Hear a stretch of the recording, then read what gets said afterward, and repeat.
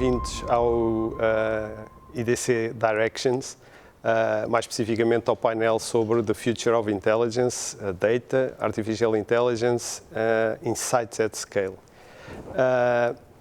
O painel de hoje vai ser um painel que eu acho que vai ser muito interessante. Eu pessoalmente tenho muito interesse em ouvir o que os nossos convidados têm a dizer, por vários motivos, em particular dois. Primeiro porque isto é uma área que me interessa muito, faz parte da minha vida profissional, é uma área em que eu acredito muito. Mas hoje temos uma particularidade que eu penso que não é muito frequente e é importante, que é, normalmente quando falamos destas áreas de inteligência artificial, dados e tudo isso, estamos a pensar em empresas privadas, startups, no mundo dos negócios e por aí, na forma como estas organizações podem utilizar este tipo de instrumentos para transformar o seu negócio. Hoje, a particularidade é que temos dois setores completamente diferentes. Temos a administração pública e o setor social. E eu penso que é muito relevante e muito importante não só criar espaço e trazer estas organizações para este tema, para este debate, mas mais do que isso é compreender que nestas áreas há muito trabalho a ser feito e há muito desenvolvimento, digamos assim, dos processos e das atividades relacionadas com estas áreas. E, portanto, hoje teremos a oportunidade de ver dois bons exemplos, dois exemplos que me parecem relevantes e importantes e, desejavelmente, inspirar outras organizações nestas áreas a prosseguir este caminho e a tentar utilizar estas tecnologias como forma de garantir que conseguem fazer mais com os recursos limitados que têm. Isto é particularmente importante nas circunstâncias que vivemos atualmente, com a pandemia, em que estas organizações são chamadas a obrigações e a apoiar ainda mais pessoas e ainda mais cidadãos do que aquilo que acontece em circunstâncias normais. E, portanto, esta capacidade de utilizar a tecnologia, neste caso particular dos dados e da inteligência, para, digamos, potenciar os recursos que, por definição, são escassos, que têm à sua disposição, é muito relevante. E, então, hoje, para falar destes temas, tenho dois excelentes convidados, que acho que vão ser muito interessantes de seguir. O primeiro é o Dr. João Dias, administrador da AICEP, que nos vai relatar o caminho que a AICEP tem feito nesta área. E o segundo é o Dr. Francisco Pessoa e Costa, que é diretor de Estudos, Planeamento e Controle de Gestão da Santa Casa de Misericórdia de Lisboa. Peço desculpa. Queria agradecer a ambos a vossa presença. Queria só começar ou finalizar dizendo mais ou menos qual vai ser o formato deste painel. Portanto, em primeiro lugar, os meus convidados vão fazer uma apresentação curta, de cerca de 10 minutos, e depois temos um período de debate onde eu tentarei, digamos, fazer algumas perguntas inteligentes aos meus convidados e tenho a certeza que eles terão respostas interessantes para nós. Muito obrigado por estarem connosco e então passava a palavra ao Dr. João Dias para a sua apresentação. Muito obrigado, Fernando, caro moderador. Cumprimento também o meu colega de painel, o Francisco. Queria agradecer à IDC o convite para estar aqui, em particular ao Gabriel Coimbra. Vou então fazer aqui uma apresentação, espero que muito sucinta e objetiva, do que estamos a fazer na AICEP. A AICEP é a Agência para o Investimento e Comércio Externo de Portugal. É uma agência pública, uma empresa pública, e que tem basicamente duas grandes missões, não é? Ou seja, somos nós em Portugal os responsáveis pela angariação de investimento direto estrangeiro para Portugal, ok? E depois temos uma outra grande missão, que é ajudar todo o nosso tecido produtivo, todas as nossas empresas, a exportarem e a internacionalizarem-se. Mas, como qualquer empresa, também temos desafios e objetivos, não é? Tal como uma empresa privada. E, de facto, um dos objetivos que nós temos é alargar a base de clientes, ou seja, nós ainda não acompanhamos todas as empresas exportadoras, ok? E queremos chegar a mais potenciais investidores para os atrair para Portugal. Mas queríamos ter, digamos, com a ajuda da tecnologia e da inteligência artificial, uma plataforma que pudesse tratar cada cliente como único e de forma extremamente customizada, ok? E, por outro lado, também precisamos muito de aumentar a eficiência interna, porque ainda temos métodos de trabalho, digamos, muito manuais, muitas coisas que já podiam ser automatizadas, que ainda são feitas com o cérebro humano e, de facto, para ter este objetivo de chegar a mais empresas, tratá-las de forma customizada, não o conseguimos fazer sem recurso à tecnologia. E isto foi um imperativo para este processo de transformação digital que temos em curso. Só uma nota, como é que nós fizemos este caminho da construção de um novo edifício digital para a ICEP. Houve aqui algumas rupturas culturais que foi preciso fazer, ou seja, acho que todos estão a imaginar, não é? Uma entidade pública muito organizada, em silos, com pessoas com muita experiência, mas pronto, com alguma rigidez em metodologias de trabalho e de facto chegar e dizer que vamos desenhar tudo não a partir dos tecnológicos ou dos informáticos, mas a partir do cliente, e que vamos ouvir clientes, foi assim uma coisa que causou algum frisson, digamos assim, porque é verdade que nós temos pessoas altamente qualificadas, estão na agência há dezenas de anos, conhecem lindamente as suas áreas de negócio e entendiam que, mas ouvir os clientes para quê? A gente sabe o que os clientes precisam, então estamos cá há tanto tempo a lidar com eles e de facto este conhecimento existe e é muito valioso, mas fomos ouvir novamente os clientes, perceber as suas necessidades e encetámos um processo de co-criação com o cliente, pensando em todas as suas necessidades, pensando em toda a journey e desenhando, digamos, novos produtos e serviços que respondessem às suas necessidades. Usámos uma metodologia que é a metodologia Design Thinking e que ajudou muito nesta ótica de pôr o foco no cliente, de pensar na journey do ponto de vista do cliente, de redesenhar produtos e serviços, de criar uma boa user experience. E também, internamente, foi muito interessante e transformador, porque foi uma forma de pôr equipas que não falavam muito umas com as outras a colaborarem numa lógica de cross-functional teams, e isso foi muito, muito gratificante e muito interessante. Bem, eu não vou perder muito tempo a detalhar todo o projeto, mas eu diria que uma coisa muito interessante, acho eu, sendo que sou suspeito, no caso da ICEP, é que nós não estamos a transformar uma área de negócio. Okay? E isso já era muito meritório, mas nós desenhamos um projeto em que vamos redesenhar completamente toda a oferta da agência e o projeto de transformação digital vai cobrir transversalmente todas as áreas de negócio de A a Z. Naturalmente não estamos a fazer tudo ao mesmo tempo, ok? Vamos fazendo modularmente, nós vemos isto como um edifício que tem as suas fundações e depois vamos criando andar a andar os vários módulos que estão aqui na plataforma. Recorremos também muito a metodologias agile e isso também foi um grande choque cultural face ao que se tinha feito no passado, não é?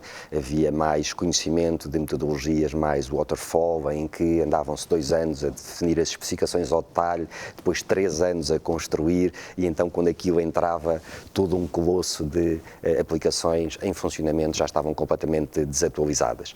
E no fundo nós temos aqui as várias áreas da agência que eu não vou correr, mas ou seja, isto tudo parte de um bom data lake que nós tivemos a criar com recurso a fontes de dados da administração pública, externas, toda uma camada de inteligência que vai ser transversal às várias áreas de atividade da agência, seja a área de internacionalização, a área de investimento, a área de incentivos, mas mais do que ir ao detalhe, eu queria um bocadinho passar aqui a lógica com que estamos a fazer e isto aqui é o projeto de arquitetura, digamos, do nosso novo edifício digital, que tem andares que vão ser abertos ao público, aos vários públicos, e depois tem todo um back-office para melhorar a nossa operação e a nossa eficiência. E, no fundo, tudo isto foi desenhado numa lógica de nós queremos que esta plataforma permita dar empowerment aos nossos clientes, que eles, numa lógica de self-service, possam aceder a 80% dos serviços que necessitam da ICEP e ficando reservado para os cérebros humanos, não é? Para os nossos colaboradores, aquelas tarefas ou aquele apoio que é mais complexo. Queríamos também que a plataforma funcione numa lógica de proatividade, ou seja, não só quando o cliente vem ter connosco nós respondemos, não, se ele nos pedir, nós estamos a estudar os mercados, nós estamos a estudar as suas necessidades e quase que antecipamos as suas necessidades e lhe levamos as boas sugestões para que ele possa melhorar a sua performance exportadora ou para irmos ao encontro das necessidades do investidor. E queremos fazer isto tudo de forma customizada, como eu já falei, e queremos introduzir aqui mecanismos de rigor e de rating, porque muitas vezes nós não sabemos o resultado do nosso trabalho e, de fundo, queremos que isso mude para termos esse feedback dos clientes. Pronto, indo aqui agora ao tema do painel, a questão dos dados e da informação é absolutamente crítica, não é? A ICEP vive disto, não é? Isto é uma premissa fundamental para toda a nossa atividade. Nós temos que conhecer bem as empresas portuguesas, nós precisamos de conhecer bem os mercados, precisamos de conhecer bem os setores, precisamos de conhecer bem a concorrência das nossas empresas lá fora, precisamos de conhecer as grandes dinâmicas das grandes corporate mundiais que queremos atrair para Portugal, e tudo isto é informação. E de modo que fizemos um investimento massivo e que ainda estamos a fazer. Uma grande parte do meu trabalho é andar à caça de dados e, no fundo, estamos a criar todo este data lake, estamos-lhe a pôr boa analítica em cima, bons modelos, boa algoritmia, para transformar isto em conhecimento e, no limite, em insights que levamos às empresas. No fundo, é o que estamos a tentar fazer. Eu vou só agora, também não quero tomar muito mais tempo, depois teremos tempo na discussão, mostrar um andar deste novo edifício digital, um módulo desta nova plataforma, que foi um módulo criado para as empresas exportadoras, ok? Nós criámos um portal, que é o Portugal Exporta, www.portugalexporta.pt, que tem uma área pública, mas depois tem toda uma área privada, onde a magia de toda esta inteligência e deste tratamento customizado das empresas acontece. De modo que agora, se estiverem de acordo, passo um pequeno filme, menos de 2 minutos, em que dá uma ideia do que é esta plataforma e que materializa toda esta lógica que eu estava aqui a tentar descrever. Para ajudar as empresas a exportar, a ICEP lançou em 2019 uma nova plataforma digital. No Portugal Exporta, as cores da terra e do mar do nosso país são a base de um portal de design fluido e fácil de navegar em todos os dispositivos. Toda a oferta da ICEP é exposta de forma prática e intuitiva. E porque cada empresa é única, encontra aqui uma área reservada My ICEP, com ferramentas inteligentes e conteúdos à medida que permitem o acompanhamento de todo o processo de internacionalização. É aqui que a sua empresa pode identificar novas oportunidades de negócio, notícias do seu setor de atividade e uma agenda de eventos selecionados especialmente para si. Encontra ainda sugestões de mercados e planos de ação personalizados para entrar com sucesso nos novos mercados, bem como alertas para que não perca nenhum programa de incentivos. Mas há mais. A ICEP acaba de adicionar ao Portugal Exporta uma área com ferramentas inteligentes e conteúdos personalizados dedicada ao comércio eletrónico, criada a pensar sobretudo nas pequenas e médias empresas, porque há cada vez mais consumidores e empresas a comprar online e a exportação através do e-commerce já não é apenas uma hipótese, é uma necessidade. Com esta nova área, queremos ajudá-lo a crescer com o e-commerce. Fazemos o diagnóstico do nível atual de preparação da sua empresa para o comércio eletrónico. E porque nenhum processo de internacionalização digital pode ter sucesso sem um conhecimento detalhado e rigoroso, disponibilizamos fichas com os dados mais relevantes sobre e-commerce em cada país. Damos-lhe acesso a cursos especializados em regime presencial ou e-learning, onde poderá aprender o essencial a partir de qualquer lugar, seja qual for a sua disponibilidade. Com recurso à inteligência artificial, ajudamos-lo ainda a decidir quais são os melhores marketplaces internacionais para determinado produto e a criar um plano de ação personalizado para aumentar as exportações online. Tudo para que as nossas empresas possam chegar ao mundo cada vez com mais facilidade e cada vez com mais sucesso. Porque o futuro é cada vez mais digital. Pronto, espero que com este filme tenha ficado um bocadinho mais claro o que é que esta transformação digital da ICEP se vai materializar. Este é o primeiro andar deste novo edifício digital que é destinado às empresas exportadoras e à área da internacionalização. Agora vamos trabalhar nos seguintes módulos, não é? Nos seguintes andares do edifício, mas a lógica aqui, se eu quisesse resumir, é: a partir do momento que uma empresa chega à ICEP e se registra nesta plataforma, sem nós lhe perguntarmos nada, ela tem acesso a uma área privada, como vimos aqui, onde está lá toda a informação sobre si. Nós vamos conhecer aprofundadamente a empresa e, em função disso, do estado da empresa, da sua maturidade, dos seus produtos e serviços, nós vamos criar toda uma oferta customizada e todo um roadmap de ações para ela maximizar e otimizar as suas exportações. Damos-lhe a informação certa, preparamos-la com ações de capacitação, sugerimos em que feiras e eventos elas devem estar, propomos-lhe financiamento de incentivos para isso e recomendamos-lhe quais os mercados mais indicados de expansão e de aposta. Okay? E, no fundo, a dificuldade é montar toda esta máquina de base que não se vê para que depois isto seja tão simples e tão smooth e tão intuitivo quanto isto, não é? é?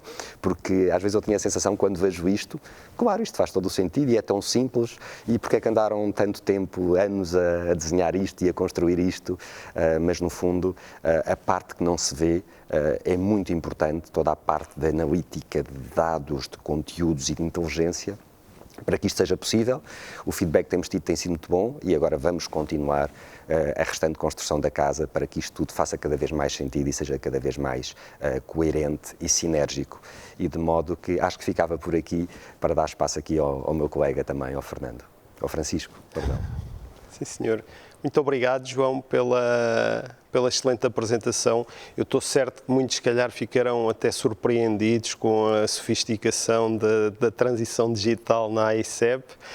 Não é digamos, um esforço, nem uma situação única na administração pública, mas também não está tão, digamos, não é tão transversal quanto gostaríamos todos que fosse. E, portanto, acho que é um excelente exemplo, um excelente case study para outros que querem avançar nestas áreas. A gente já falará um pouco mais sobre isso. Eu passava agora a palavra ao Dr. Francisco Pessoa e Costa para fazer então a sua apresentação.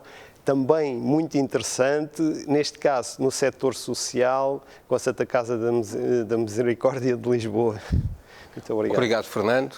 Começar por saudar os meus colegas de painel e agradecer à IDC a oportunidade que me dá a mim e à Santa Casa da Misericórdia de Lisboa de falarmos um bocadinho sobre o nosso processo de transição para o digital e quais são os objetivos que queremos alcançar com todo este processo que agora iniciamos. A Santa Casa da Misericórdia de Lisboa definiu o ano passado uma estratégia para a transição digital que considera 4 pilares de atuação. Primeiro, o sensibilizar para o digital, ou seja, criar um ambiente na Santa Casa e nos seus parceiros favorável à introdução do digital nos seus processos, vamos chamar nos seus processos de negócio, ou seja, em tudo aquilo que faz e que tem como objetivo melhorar a condição de vida dos nossos utentes, proporcionar melhores experiências aos nossos apostadores dos jogos sociais do Estado e também maximizar a utilização de recursos e valorizar essa utilização de recursos, nomeadamente as funções, as tarefas dos nossos trabalhadores. Um segundo pilar é aquele que nós chamamos o tornar digital. O tornar digital é o pilar onde nós organizamos todos os projetos e todas as provas de conceito que neste momento estamos a desenvolver na Santa Casa, exatamente com os objetivos de transição digital e de melhoria de processos. Um terceiro pilar de atuação e que está muito relacionado, tem muito a ver com o tema do painel onde estamos, tem a ver com garantir a informação. A Santa Casa tem um manancial de dados, de informação, mas temos que arranjar forma de transformar esses dados em conhecimento e de, através desse conhecimento, melhorar a qualidade do suporte à decisão dos nossos decisores. Por último, um pilar de atuação, que é o capacitar para o digital e que é um pilar importantíssimo na Santa Casa. A Santa Casa tem hoje mais de 6.000 trabalhadores, proporciona serviços e respostas a um conjunto imenso de utentes, na cidade de Lisboa, mas também em algumas situações ultrapassando os limites geográficos da cidade de Lisboa e, finalmente, tem toda uma rede de mediadores dos jogos sociais do Estado e de apostadores nos jogos sociais do Estado que têm que, de alguma maneira, ser capacitados, melhorando as competências, os conhecimentos que têm todos na área do digital, para que o digital não seja uma forma de exclusão, pelo contrário, seja uma forma de inclusão e de atenuar de algumas diferenciações que ainda hoje persistem. Algo importante e que o meu colega de painel João Dias também focou, todos os processos no digital e toda a transição para o digital deve incluir na sua concepção as experiências, o comportamento, as preferências, quer dos trabalhadores, quer dos utentes e quer dos clientes. O objetivo da transição digital só será, em nossa opinião, devidamente alcançado se nós focarmos os nossos processos nos trabalhadores, nos utentes e nos clientes e menos, como disse o João Dias, naquilo que é as necessidades internas de funcionamento. E, portanto, este também é um dos grandes objetivos da nossa estratégia de transição para o digital. Como em todas as estratégias, nós consideramos importante perceber onde é que estamos e o que é que pretendemos alcançar. E através do digital nós queremos fundamentalmente alcançar um objetivo de conseguirmos decidir com base no que se conhece e menos de forma intuitiva, embora a intuição seja muito importante, automatizar e enriquecer as tarefas que são de menor valor acrescido e melhorar a qualidade da decisão. Por outro lado, consideramos também muito importante, através do digital, conseguirmos uma redução de utilização dos recursos humanos em tarefas repetitivas e automatizáveis, porque nós precisamos de reforçar a componente de intervenção humana nas tarefas que criam valor. E quando falo das tarefas que criam valor, estou fundamentalmente a falar das nossas atividades da ação social, da saúde, da cultura, do património, do ensino e dos jogos, que são as unidades de missão da Santa Casa.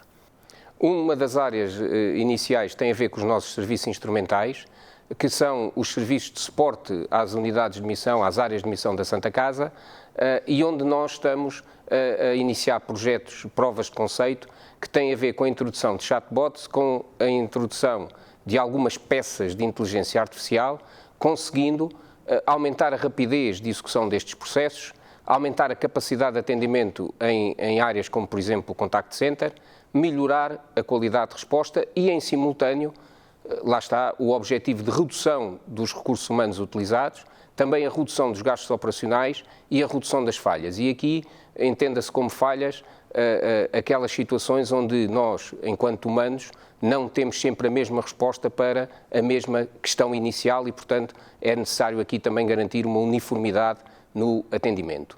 Uma segunda área tem a ver com um projeto, este já concluído, em termos da rede ótima dos jogos sociais, dos jogos da Santa Casa, dos jogos sociais do Estado. Aqui o que é que nós fizemos? Juntámos ao conhecimento que nos advém da nossa rede comercial, das pessoas, um conjunto de informação, quer recolhida na própria estrutura interna dos jogos Santa Casa, quer no Instituto Nacional de Estatística, quer juntando um conjunto de dados geográficos, sociais e económicos.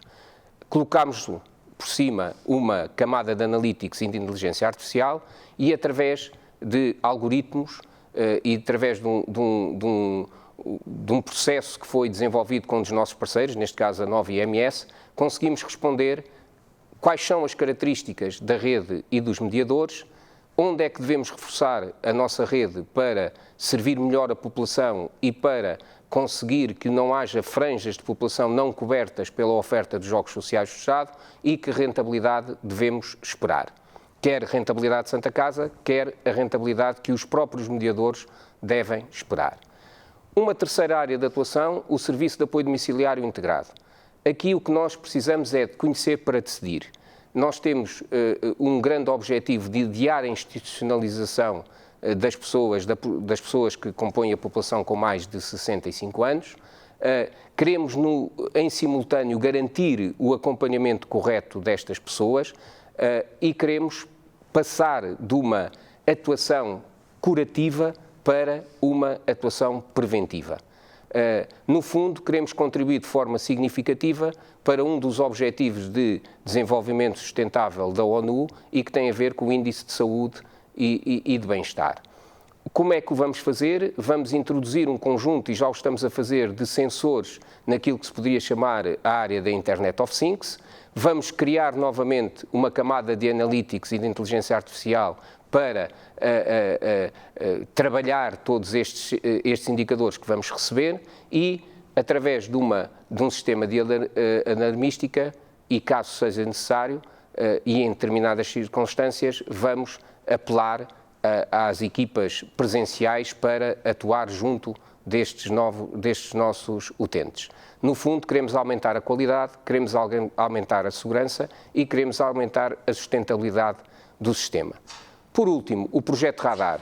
O projeto Radar foi desenvolvido com um conjunto de parceiros na cidade de Lisboa, considerámos mais de 30 mil entrevistados, criámos mais de 2.300 radares comunitários, que são pequenas lojas, pequenos comércios que conseguem controlar se um determinado idoso desapareceu e por isso pode haver alguma situação menos favorável que tenha originado o desaparecimento desse idoso, e é preciso investigar porquê, mas queremos mais, queremos, através dos dados que recolhemos, criar uma base de conhecimento que nos permita depois, com camadas de analytics, com análise de dados, com enriquecimento desses próprios dados, avaliar, conhecer, decidir e agir. E estar permanentemente neste ciclo de forma a proporcionar aos nossos idosos, outra vez, a questão da segurança, a questão do acompanhamento e também tornar sustentável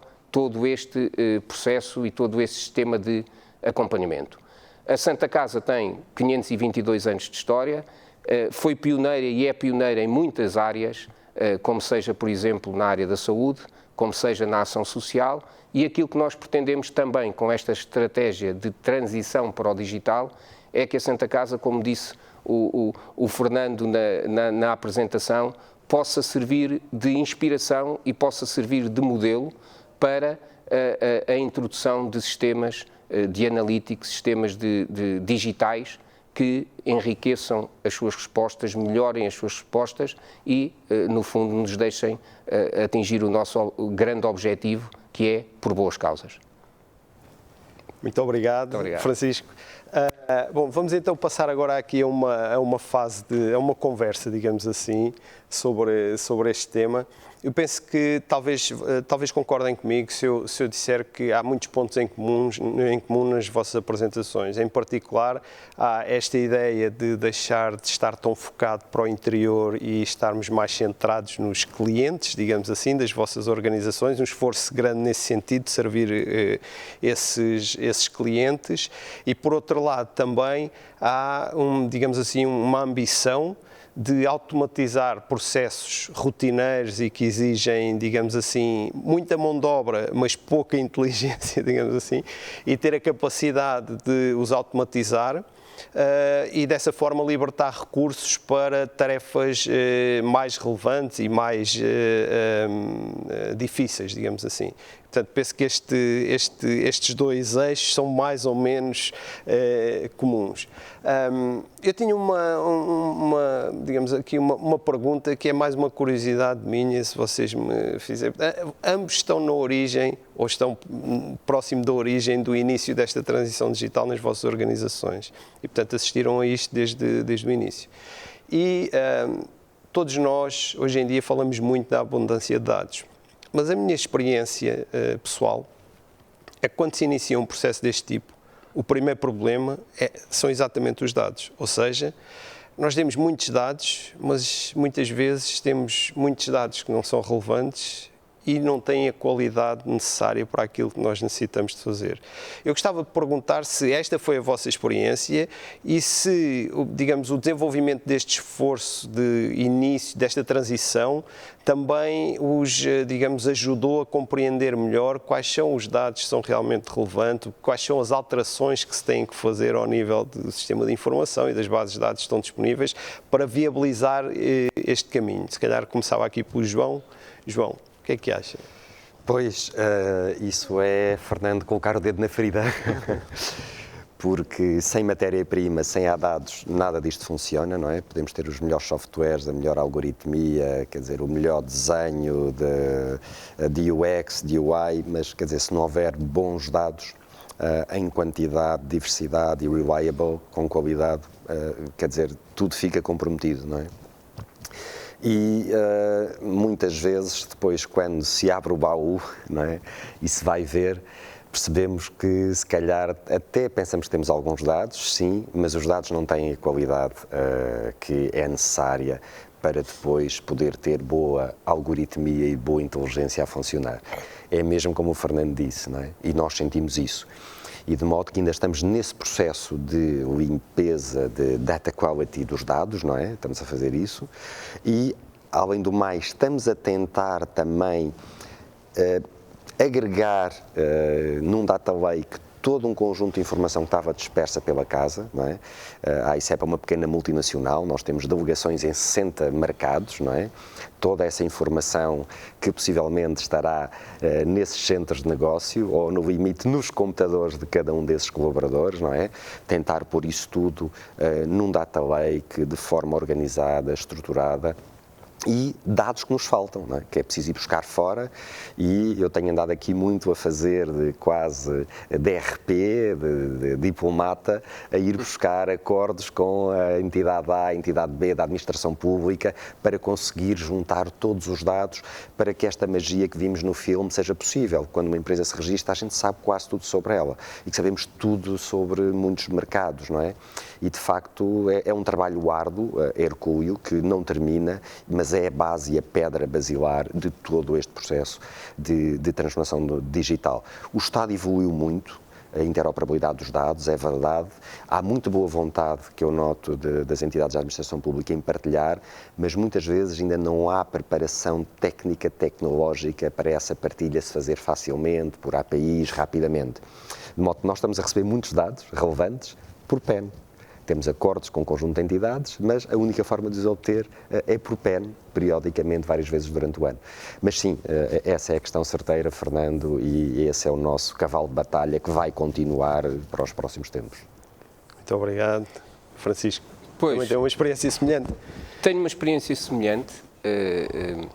A Santa Casa tem várias áreas de atividade e a qualidade dos dados não se põe tanto em cada uma das áreas por si, porque a Santa Casa tem vindo a investir muito em tecnologia e em plataformas integradoras e na interoperabilidade, mas coloca-se quando nós precisamos ou de ir buscar dados ao exterior, como disse o João, ou então de integrar dados que estão em diversas origens, muitas delas origens que têm a ver com a atividade concreta. Os dados da saúde são recolhidos de uma forma e focados numa determinada necessidade. A ação social tem outras maneiras de interpretar dados e de os estruturar, e de vez em quando uma coisa não joga tanto como outra. E estamos também no mesmo processo que o João dizia, que é, estamos nessa fase de melhorar a qualidade dos dados, pensar qual é a estrutura e como é que a vamos, entre aspas, alimentar, não só por dados internos. Eu falava ali num dos exemplos da rede dos jogos sociais do Estado, onde nós tivemos que ir ao INE, tivemos que ir ao Google, tivemos que ir a uma data de origens para conseguir, sobretudo, perceber a rentabilidade, mas também aquilo que é a taxa de cobertura geográfica, e é um processo que temos que percorrer. O João, na apresentação que fez, e eu estava a ouvi-lo e estava a dizer, pois, como agora o Fernando disse, tantas coisas em comum, o que é gratificante, porque nós ficamos a perceber que estamos aí no bom sentido e que tem que ser assim, nomeadamente, por exemplo, na racionalização dos recursos que utilizamos naquelas tarefas que não são tão importantes, para que nos libertem recursos para nós conseguirmos continuar a acompanhar as pessoas mais idosas, os jovens que estão na Santa Casa e que têm que ter as mesmas oportunidades no mercado de trabalho, têm que ser digitais, porque senão ficam para trás. E é gratificante perceber que há outras organizações, nomeadamente na área do Estado, que pensam o mesmo e que estão a desenvolver os caminhos no mesmo sentido. E também é não gratificante, mas é pelo menos um bom incentivo perceber que entidades como a ICEP, quando falamos dos dados, têm os mesmos problemas que tem a Santa Casa da Misericórdia de Lisboa. Certo. E que se calhar têm muitas empresas que não estão na órbita do Estado e que também têm este problema, que é, não foi pensado assim e agora nós temos que melhorar a qualidade dos dados e melhorar a sua integração para que possamos fazer de forma diferente. Exato. Obrigado, Francisco. Pois eu tenho quase certeza que não serão todas, mas mesmo no mundo das empresas privadas, uma grande parte delas confrontam-se com estas dificuldades, com estes problemas, com estes desafios, e eu penso que, digamos assim, o primeiro passo é essa ambição de querer criar uma organização mais inteligente, entre aspas, digamos assim, e é aí que há o primeiro confronto com a realidade, que é, pá, afinal nós não temos tudo aquilo que necessitávamos, pensávamos que tínhamos, mas não.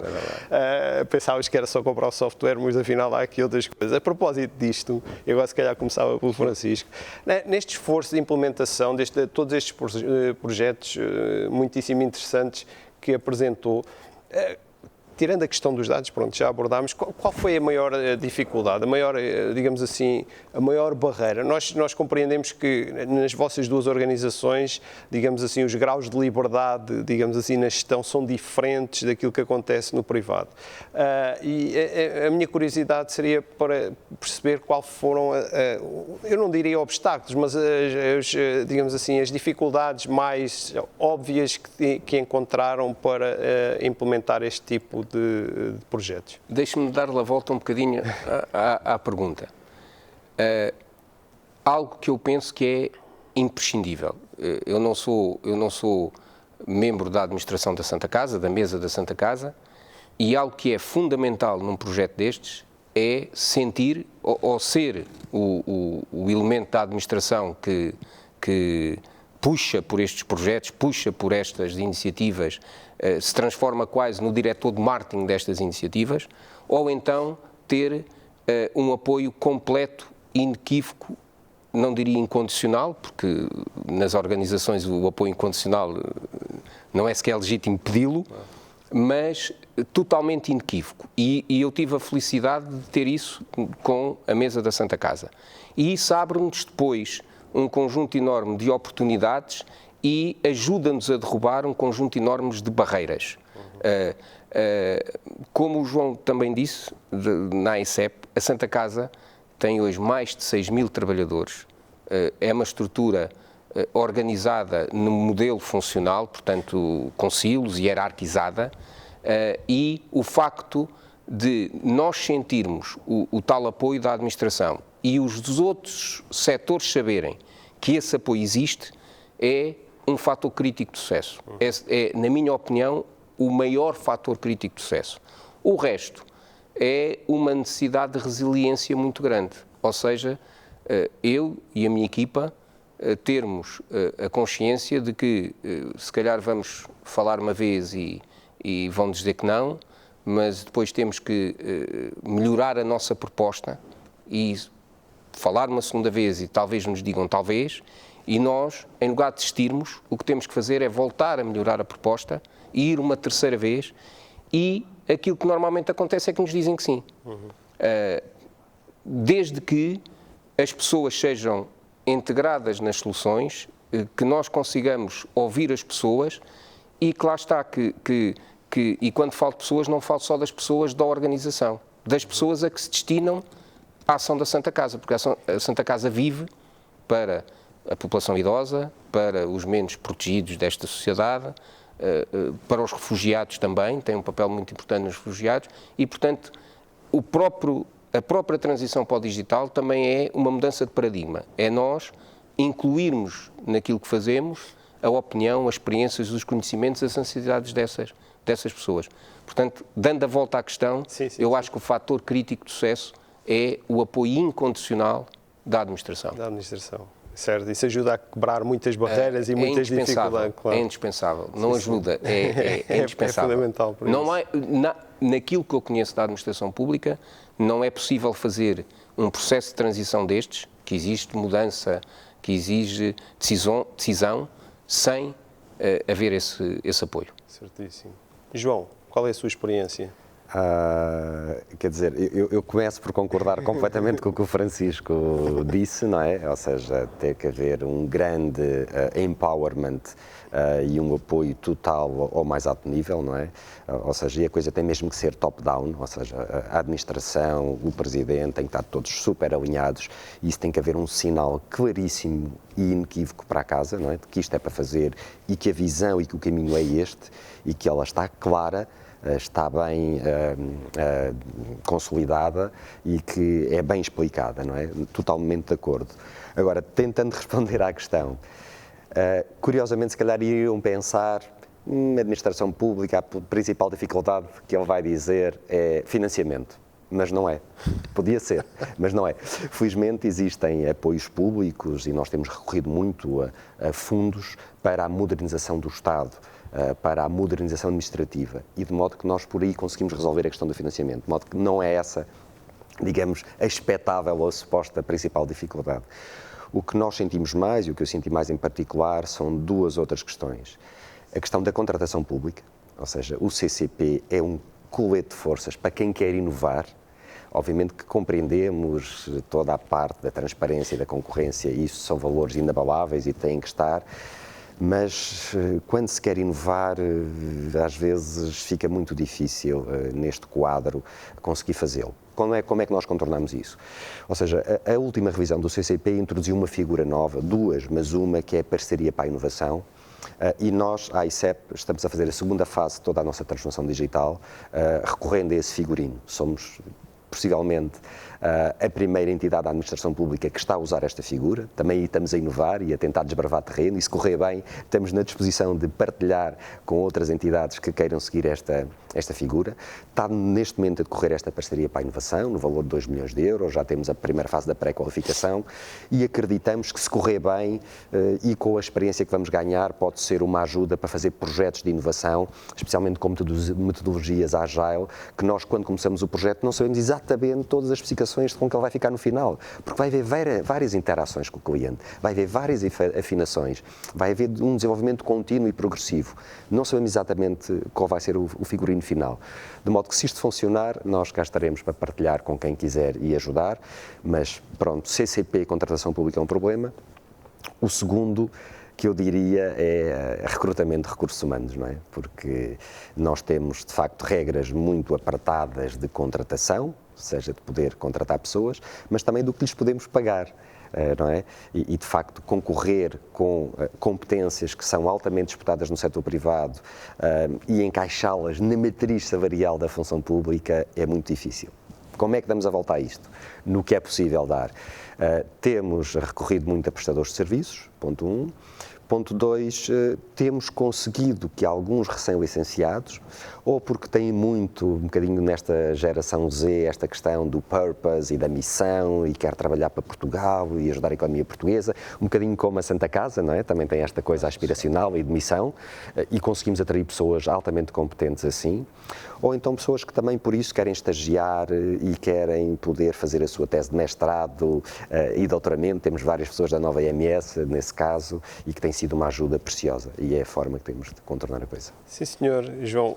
Respondeu à pergunta que eu tinha a seguir, portanto já não a faço, e faço ao Francisco, peço é que me responda num minuto. Para estes data scientists e por aí, que toda a gente quer ter nas suas organizações, qual é que é, digamos, a proposta que os leva a ir para a Santa Casa para trabalhar? Eu reconheço que essa é uma das áreas complexas em termos da Santa Casa, e quando nós definimos a transição para o digital, também definimos essa necessidade, o tornar visível a Santa Casa nestas áreas da gestão, de forma a aumentar a capacidade de atração da Santa Casa para jovens licenciados. Toda a gente da área social quer ir trabalhar para a Santa Casa, muitas pessoas da área da saúde querem ir trabalhar para a Santa Casa, não temos a mesma situação na área da gestão, na área das tecnologias. E na transição para o digital também estamos a fazer um esforço grande de melhorar a imagem da Santa Casa junto das instituições de ensino, junto dos jovens licenciados, para os conseguir captar. Mas reconheço que também com o CCP são fragilidades destes processos na área da administração pública e na Santa Casa também, obviamente. Muito obrigado. Bom, Resta-me então agradecer aos meus convidados, ao João e ao Francisco. Eu penso que foi uma partilha de experiências muito interessante, como eu disse há pouco, em particular em setores que não estamos habituados ou muito habituados a ver nestas áreas. Muito obrigado aos meus convidados e muito obrigado a todos pela sua atenção.